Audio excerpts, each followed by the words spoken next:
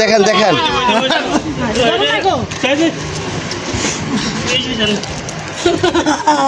দৃশ্যটি খুব মর্মান্তিক। উনি হয়তো নোমান সিদ্দিকীর মা। নোমান সিদ্দিকীর মা কিন্তু আহাজারি করতে করতে মুছতে যাচ্ছে না, এক কথায় আমরা যেমনটি দেখছি। অনাকাঙ্ক্ষিত মৃত্যু দিয়ে শুরু করতে চাই, কেউ বলছে হত্যা, কেউ বলছে আত্মহত্যা। আমি এখন এই মুহূর্তে রয়েছি কবিরহাট থানায়।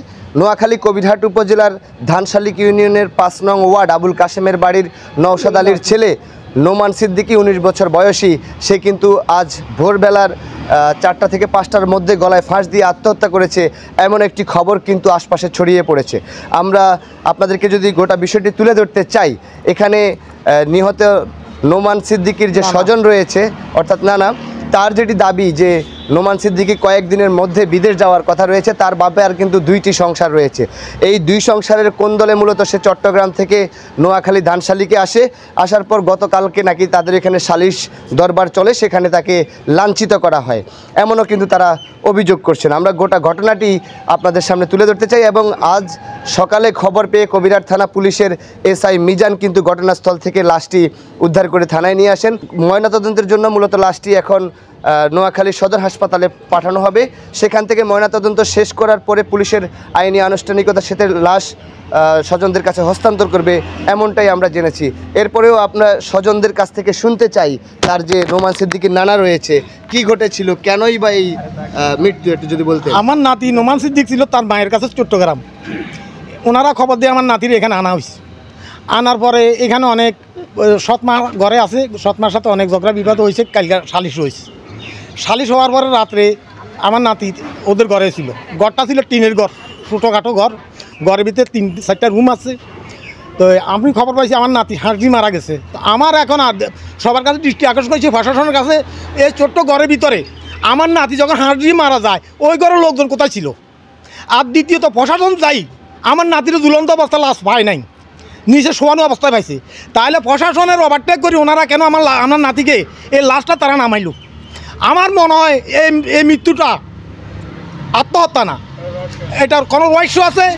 এটা প্রশাসনের কাছে আমি দৃষ্টি আকর্ষণ করছি, আপনারা সঠিক তদন্ত করি এই মৃত্যুর রহস্যটা উঠাই ধরার জন্য আমি প্রশাসনের দৃষ্টি আকর্ষণ করছি। আসসালামু আলাইকুম। যেমনটি শুনছিলেন যে তার স্বজনদের যেটি অভিযোগ, আপনি একটু এদিকে আসবেন। আপনি কি হন তার?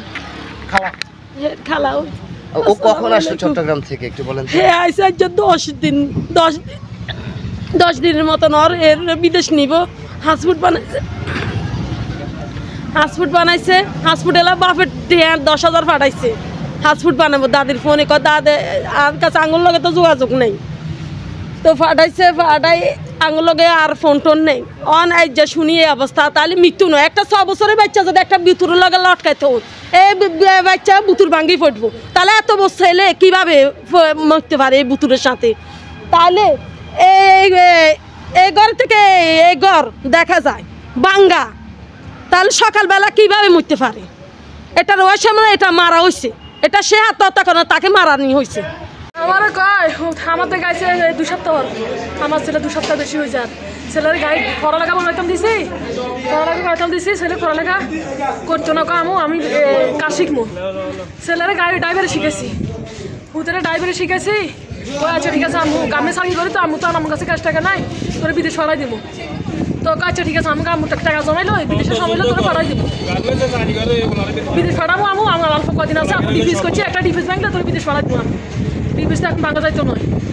আবার আচ্ছা ঠিক আছে আমবো, ও তো কি সুন্দর গাড়ি ছাবার। আর হতে রে ভিডিও কল দিদি বাপের বিদেশ, বাপের ভিডিও কল দিদি, তুই এনে কিলে কষ্ট করে তোর মার কাছে, তুই বাড়ি যা, তোর বিদেশ আপু লই আনো। দুবারই বিষয় কিন্তু বন্ধ। হুদা আর হুতরে বিদেশ দিব কই? আর হুতরে আনছে আনি কালকে রাতে 11টা বাজে ওদের বাড়িতে অনেক মারামারি হয়েছে, চিল্লাচিল্লি হয়েছে। আমার ছেলেরে মারি ফেলাইছে রাত্রে 11টা বাজে ওদের বাড়িতে সিলে শোনা গেছে আমার ছেলের মারি ফেলেছে ওরা ও সৎ মায় সালাই করে ওর মায় সহসা সালাই করে আমার ছেলের এটা করছে আমার আরেকটা ছেলে আছে আমার ওই ছেলেটা আমার ছেলেটা আমার মুখে আনি দেন আমার ছেলেটা আমার মুখে আনি দেন আমি কি বাঁচবো আমি গর্ভবতী থাকি আচ্ছা এখন এই ঘটনার একমাত্র সাক্ষী আপনার ওই ছেলেটা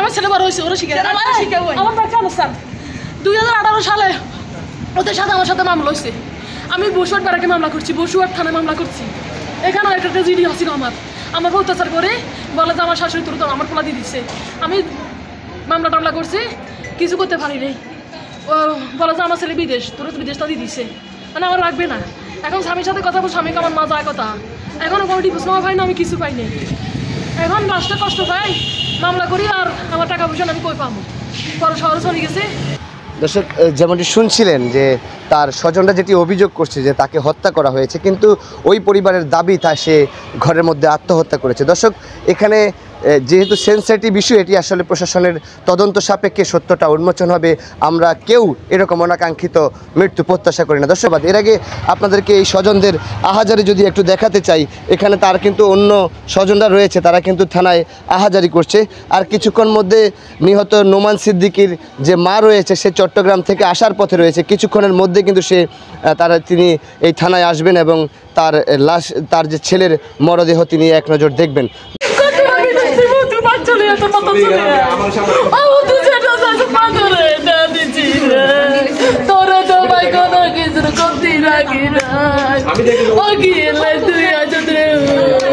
দর্শক এই ছিল আজকের এই কবিরহাটে অনাকাঙ্ক্ষিত মৃত্যুর সর্বশেষ ঘটনা এই মুহূর্তে গণমাধ্যম 24 ফেসবুক পেজ এবং ইউটিউব চ্যানেল থেকে যারা দেখছেন অবশ্যই পেজটি ফলো করে চ্যানেলটি সাবস্ক্রাইব করে আমাদের সঙ্গে যুক্ত থাকবেন আমাদের সঙ্গে যুক্ত থাকার জন্য ধন্যবাদ।